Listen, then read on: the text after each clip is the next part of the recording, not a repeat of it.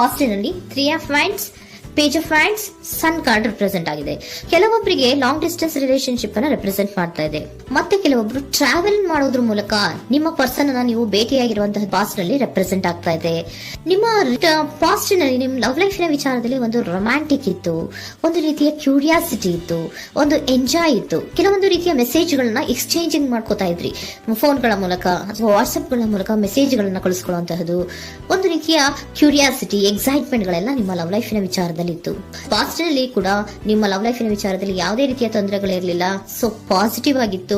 Positive ಚೇಂಜಸ್ಗಳು, ಬದಲಾವಣೆಗಳನ್ನೇ ನೀವು ನೋಡಿದ್ದೀರಾ. ಯಾವುದೇ ರೀತಿಯ ತೊಂದರೆಗಳೇನು, ಜಗಳಗಳೇನು ಇಲ್ಲದೆ ಇರುವಂತಹದ್ದು ರೆಪ್ರೆಸೆಂಟ್ ಆಗ್ತಾ ಇದೆ. ಅಟ್ ದ ಪ್ರೆಸೆಂಟ್ ಸಿಚುಯೇಷನ್ ಹೇಗಿದೆ, ಈಗಿನ ಸಿಚುಯೇಷನ್ ಕೂಡ ಸೆಕ್ಯೂರ್ ಆಗಿರುವಂತಹದ್ದು. ನಿಮ್ಮ ಲವ್ ಲೈಫಿನ ವಿಚಾರದಲ್ಲಿ ಅಟ್ ಪ್ರೆಸೆಂಟ್ ಅಲ್ಲೂ ಕೂಡ, ಈ ಹಿಂದೆನೂ ಕೂಡ ನಿಮಗೆ ಚೆನ್ನಾಗೇ ಇತ್ತು, ಈಗಲೂ ಕೂಡ ಪ್ರೆಸೆಂಟ್ ಅಲ್ಲಿ ನಿಮಗೆ ಕಿಂಗ್ ಆಫ್ ಪ್ಯಾಂಟಿಕಲ್ ರೆಪ್ರೆಸೆಂಟ್ ಆಗ್ತಾ ಇರೋದ್ರಿಂದ ನಿಮಗೆ ಲವ್ ಲೈಫಿನ ವಿಚಾರದಲ್ಲಿ ಚೆನ್ನಾಗೇ ಇದೆ. ಸೊ ಒಂದು ಭದ್ರತೆ ಇದೆ. ಲವ್ ಲೈಫಿನ ವಿಚಾರದಲ್ಲಿ ಒಂದು ಸಾಮರಸ್ಯ ಇದೆ. ಯಾವುದೇ ರೀತಿಯ ತೊಂದರೆಗಳು ಏನು ಕಾಣ್ತಾ ಇಲ್ಲ.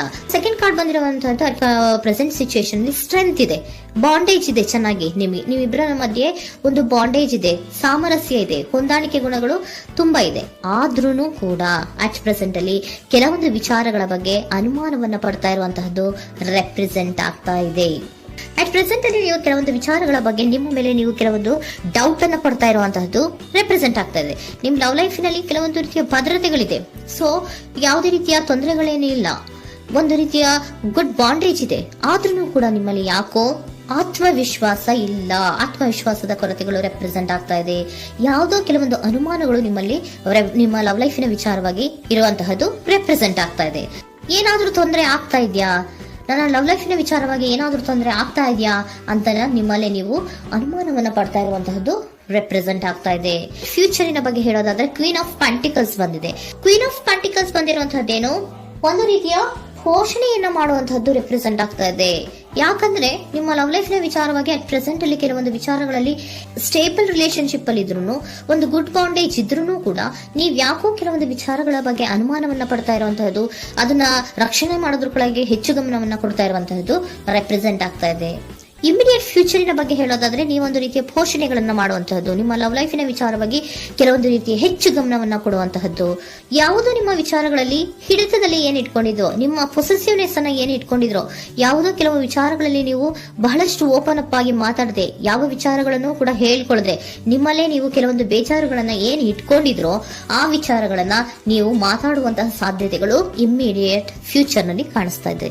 ಯಾವುದೋ ಕೆಲವೊಂದು ವಿಚಾರ, ಯಾಕೆ ಯಾವುದೋ ಕೆಲವು ವಿಚಾರಗಳಲ್ಲಿ ನಿಮಗೆ ಅನುಮಾನಗಳು ರೆಪ್ರೆಸೆಂಟ್ ಆಗ್ತದೆ. ಲವ್ ಲೈಫಿನ ವಿಚಾರ, ಪ್ರೀತಿಯಲ್ಲಿ ಯಾವಾಗ ಅನುಮಾನಗಳು ಸೃಷ್ಟಿಯಾಗುತ್ತೋ ನಾವು ಅವಾಗವಾಗ್ಲೇ ಅದನ್ನ ಬಗೆಹರಿಸ್ಕೊಬೇಕು. ನಮ್ಮಲ್ಲೇ ಇಟ್ಕೊಳ್ಳೋದು, ಅಯ್ಯೋ ಏನಾಗ್ತಾ ಇದೆಯೋ ಅಂತ ಕೊರಗೋದು ಅಥವಾ ಏನಾಗ್ಬಿಡುತ್ತೋ ಅಂತ ಭಯ ಪಡುವಂತಹದ್ದು ಏನು ಬೇಕಾಗಿಲ್ಲ. ಯಾಕಂದ್ರೆ ಲವ್ ಇರುವಂತಹದ್ದೇ ನಂಬಿಕೆಯ ಬುನಾದಿಯ ಮೇಲೆ. ಸೊ ನೀವೇನ್ ಮಾಡ್ಬೇಕು, ಏನಾದ್ರೂ ಸ್ವಲ್ಪ ಡೌಟ್ಗಳು ಬಂದಾಗ ನೀವು ಅದನ್ನ ಬಗೆಹರಿಸ್ಕೋಬೇಕು. ಯಾವ ವಿಚಾರದಲ್ಲಿ ನಿಮಗೆ ಬೇಜಾರಾಗಿತ್ತು ಅದನ್ನ ನೀವೇನ್ ಮಾಡ್ಬೇಕು, ನಿಮ್ಮಲ್ಲೇ ಇಟ್ಕೊಂಡು ಕೊರಗಬಾರ್ದು.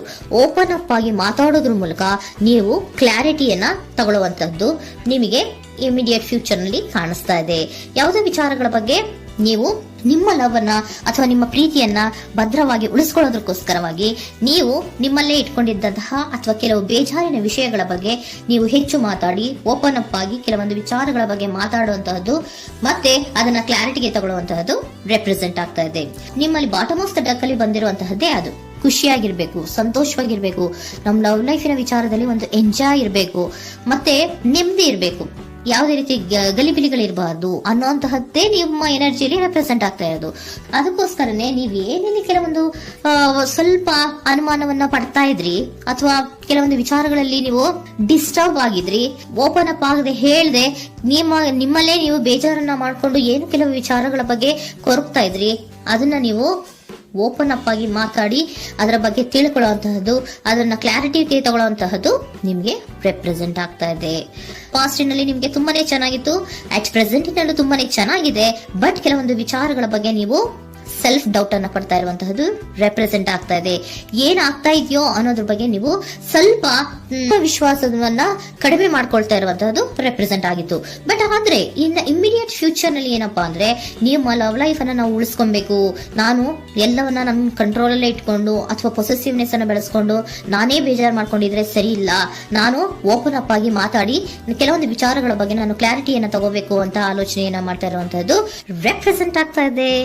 ಓಕೆನಾ, ಒಂದು ಏಂಜಲ್ ಗೈಡೆನ್ಸ್ ನ ನಿಮ್ಮ ಲವ್ ರೀಡಿಂಗಿನ ವಿಚಾರವಾಗಿ ತಗೊಂಡ್ಬಿಡೋಣ ಅಲ್ವಾ. ದ ಸಿಚುಯೇಷನ್ ವಿಲ್ ಇಂಪ್ರೂವ್, ಸಿಚುಯೇಷನ್ಗಳು ಇಂಪ್ರೂವ್ ಆಗತ್ತೆ. ನೀವು ನಿಮ್ಮಲ್ಲೇ ಇಟ್ಕೊಂಡು ಹೊರಗಬೇಡಿ. ಯಾವುದೇ ವಿಚಾರಗಳನ್ನ ನಾವು ಓಪನ್ ಅಪ್ ಆಗ್ಬೇಕು. ನಾವೇ ಬೇಜಾರ್ ಮಾಡ್ಕೊಂಡ್ರೆ ಅವ್ರಿಗೆ ಏನ್ ಅರ್ಥ ಆಗುತ್ತೆ, ನಿಮ್ ಪರ್ಸನ್ ಏನ್ ಅರ್ಥ ಆಗುತ್ತೆ, ಏನಕ್ಕೆ ಬೇಜಾರ್ ಮಾಡ್ಕೊಂಡಿದೀರಾ ಅಂತ ಅವ್ರು ತಿಳ್ಕೊಬೇಕು ಅಲ್ವಾ. ನಿಮ್ಗೆ ಅವರಲ್ಲಿ ಏನೇ ರೀತಿ ಕ್ಲಾರಿಟಿ ಬೇಕು ಅಂದ್ರೂ ಕೂಡ ನೀವು ಮಾತಾಡಿ ಕ್ಲಿಯರ್ ಮಾಡ್ಕೊಳ್ಳಿ. ಅವಾಗ ಏನಾಗುತ್ತೆ, ದ ಸಿಚುಯೇಷನ್ ವಿಲ್ ಇಂಪ್ರೂವ್ ಆಗತ್ತೆ. ಇದಿಷ್ಟು ನಿಮ್ಮ ಮಂತಿನ ಲವ್ ರೀಡಿಂಗ್.